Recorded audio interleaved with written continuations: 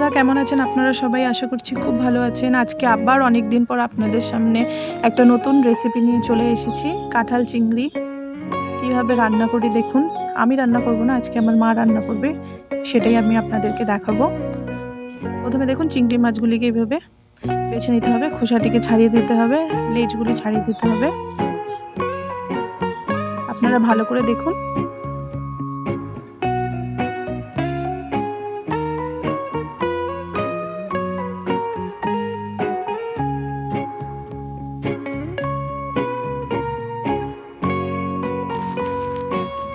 আর সাথে সাথে পিছনে যে একটা শিরা থাকে যেটার মধ্যে নোংরা ঢুকে থাকে না, সেটা হালকা ছুরির সাহায্যে কি করবেন, একটু করে চিড়ে দিয়ে সেই শিরাটা বের করে দিবেন।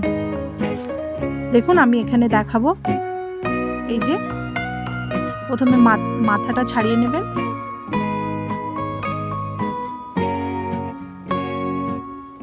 তারপর পিঠের খোসাটা। হ্যাঁ বন্ধুরা, আর এই মাথাগুলি ফেলে দিবেন না, এগুলি দিয়ে সুন্দর করে পেঁয়াজ দিয়ে লঙ্কা দিয়ে ভেজে এগুলোর বাটা বানানো যায়। খেতে খুব সুস্বাদু লাগে, অসাধারণ লাগে। আপনারা গরম ভাতের সঙ্গে খাবেন, একদিন বানিয়ে খাবেন, অসাধারণ লাগে। দেখুন এই যে এভাবে, তারপরে ছুরি দিয়ে এই যে হালকা করে একটু চিড়ে দিয়ে, এই যে দেখুন, এই যে এটার কথা বলছিলাম আমি, এটাকে ফেলে দিতে হবে।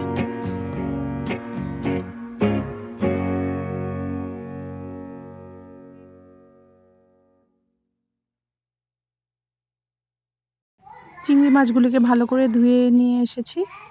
এরপরে নুন হলুদ মাখিয়ে এগুলিকে ভেজে নিতে হবে।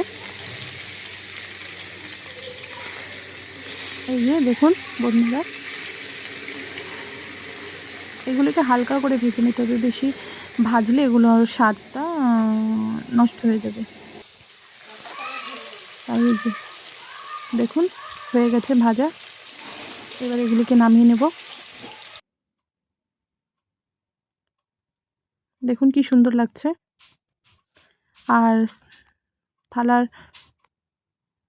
এগুলো অন্য মাছ, এগুলো আমার মেয়ের জন্য।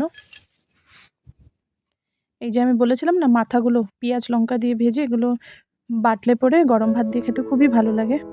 আর পাশাপাশি এই যে কাঁঠালগুলিকে, কাঁঠাল তো না, এখন এঁচড়ই আছে, এগুলিকে ভালো করে ছোট ছোট করে ডুমো ডুমো করে কেটে নিচ্ছে। তার সাথে আলুও দিবে, যে দেখুন।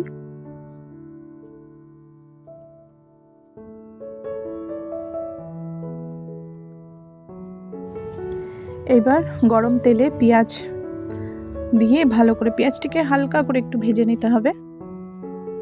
তারপর এই ধুয়ে রাখা কাঁঠাল আর আলু দিয়ে দিতে হবে, তার সাথে সাথে লবণ হলুদ দিয়ে দিতে হবে। লবণ হলুদ দেওয়ার পরে ভালো করে নেড়ে চেড়ে ঢাকনা দিয়ে ঢেকে দিতে হবে। দেখুন ঢাকনা সরিয়ে এরকম হয়েছে। এবারে এগুলোকে ভালো করে ভেজে নিতে হবে।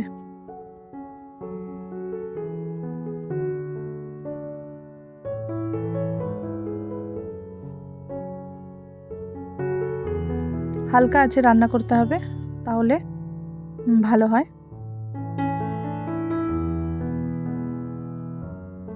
এরপরে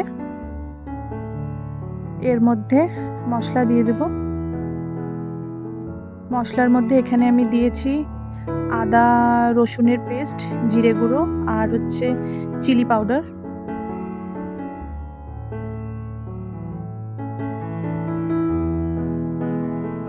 দিয়ে ভালো করে নেড়ে চেড়ে নিতে হবে। এবার মশলার সঙ্গে মশলাটা যে লাগা ছিল সেটার মধ্যে একটু জল দিয়ে এখানে দিয়ে দিয়েছি। এবার এটাকে ভালো করে কষতে হবে।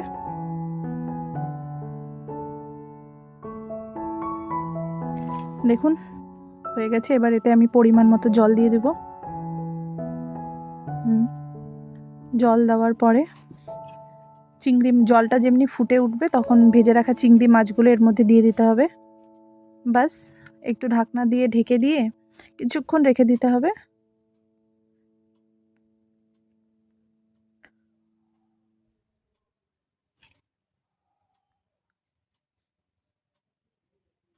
এই যে দেখুন বন্ধুরা, প্রায় হয়ে এসেছে। এবার এটিকে নামিয়ে নেব আমি।